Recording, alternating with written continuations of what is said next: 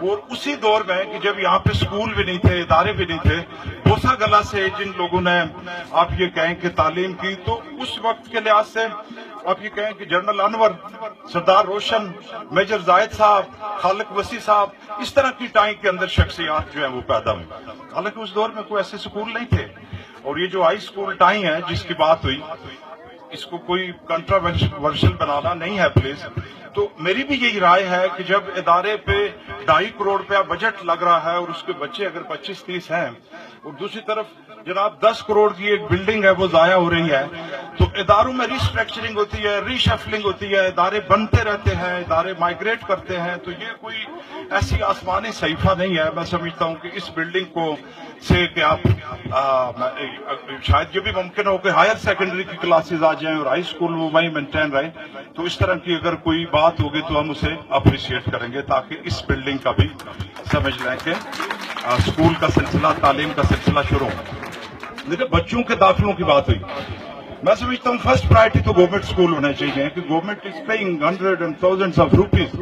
اور آزاد کشمیر میں تو ہے ہی ایجوکیشن ڈپارٹمنٹ، اگر سے کہ 80,000 آزاد کشمیر کے کل ملازم ہیں، تو جس میں سے 50-60,000 70,000 ایجوکیشن ڈپارٹمنٹس ہیں۔ اور اس کے بعد سے جو لوگ افورڈ کرتے ہیں، تو یہ جو پرائیویٹ سکولز ہیں، یہ تھوڑا سا بچوں کی گرومنگ میں، ان کے کانفیڈنس میں، ان سے ایکسٹرا کریکولر ایکٹیویٹیز لیتے ہیں، اور ایک کوالٹی ایجوکیشن جیسے یہ دار ارقم ہے، تو یہ پچھلے 15-20 سال سے سروسز دے بھی رہے ہیں، اور ان کو میری مشاورت ہو گئی ہے۔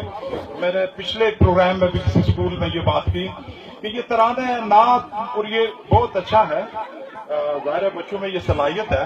اور یہ اسکول ہے بھی جس گاؤں میں یا جس آگے، ایک تو بہادر علی کا مزار ہے یہاں پہ 200 گز کے وقفے پہ، اور یہ جو علاقہ ہے، اس علاقے کا تو ایک ان پڑھ آدمی بھی بڑا کانفیڈنس رکھتا ہے، تو اس لحاظ سے میں سمجھتا ہوں کہ جو بچوں کا کانفیڈنس تھا وہ ایک نیچرل بلٹ بھی تھا، لیکن مجھے اسکول کی اس تقریب سے یہ بالکل احساس ہوا کہ جو مطلب جو ٹیچرز ہیں ان کی بہت زیادہ محنت رہی ہے اس میں، اور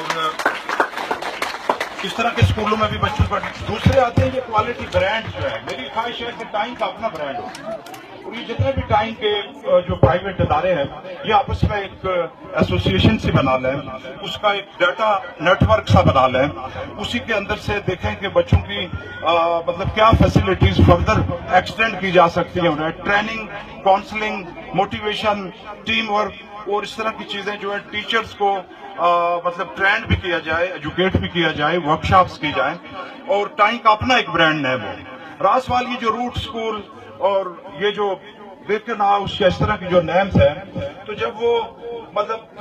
لاکھ روپے اس میں سے چارج کرتے ہیں، وہ تو 20-30 لاکھ روپے پروفٹ لیتے ہیں، اس میں یہی ہے کہ وہ بچوں کو تھوڑا صاف رکھتے ہیں، بچوں کو تھوڑا سا انگریزی بولنے پر لے آتے ہیں، اور اس کے بعد سے سال میں ایک بڑا پروگرام کرتے ہیں جس میں صدر اور وزیر اعظم جو ہے وہ چیف گیسٹ ہوتے ہیں، تو اس طرح سے it's a kind of a business, لیکن it's a noble business, we really appreciate them also. اور اگر آپ بھی اس کا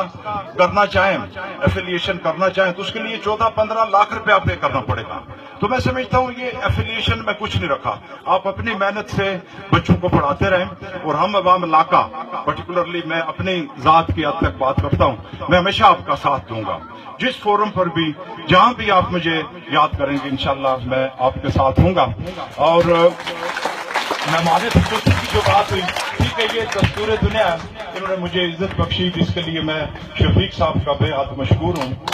شفیق صاحب خود بڑے آدمی ہیں اس علاقے کے، انتہائی کمپیٹنٹ آدمی ہیں، اور میں ان کا ایک دفعہ پھر شکریہ ادا کرتا ہوں کہ انہوں نے مجھے یہ موقع فراہم کیا کہ میں آپ سے بات کر سکا۔ اور باقی اپنے گاؤں میں یہ اپنا علاقہ ہے، تو اس میں ہم سارے آپس میں ہی ہیں، اس میں کوئی مہمان خصوصی والی بات نہیں تھی۔ مجھے اب وہ پیچھے بٹھاتے بلا کے پھر بھی میں نے ایسے ہی آنا تھا، اور یہی